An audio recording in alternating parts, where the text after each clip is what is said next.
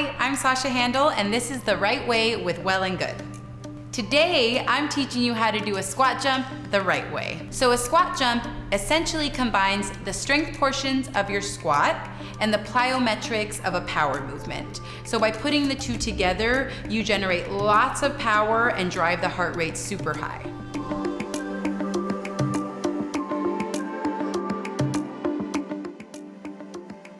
So some of the common mistakes that I see frequently during my classes when asked to do a squat jump are lots of tough landings without bent knees. When you land with that stiff, straight leg, you're actually hindering the power that your legs can generate, and it's really just a recipe for an injury.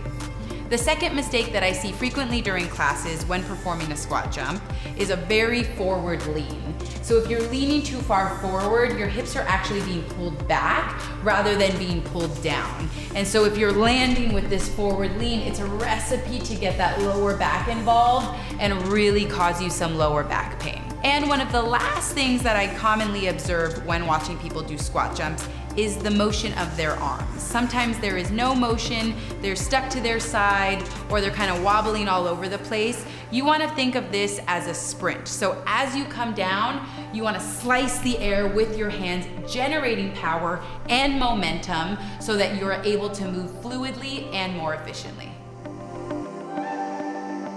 With that being said, let's put all of that behind us and show you how to do it the right way. So you're gonna wanna start in a squat position, building the tension into the thighs, putting the pressure into the glutes, bringing the hands out in front of you. Now, as you jump up, you're gonna pull the hands downwards, just slicing through the air, creating that momentum, and then also creating that control. So as you jump up, you also land low with bent knees, absorbing the impact rather than taking it into the joints. And now let's just talk about chest placement. By bringing your arms out in front of you for that counterbalance, it also acts as a reminder to keep your chest lifted and your shoulder blades rolled back.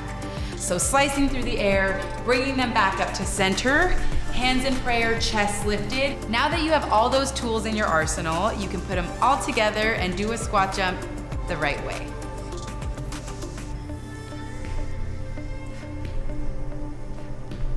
I'm Sashah Handal, this is The Right Way, and for more right ways, subscribe to Well+Good.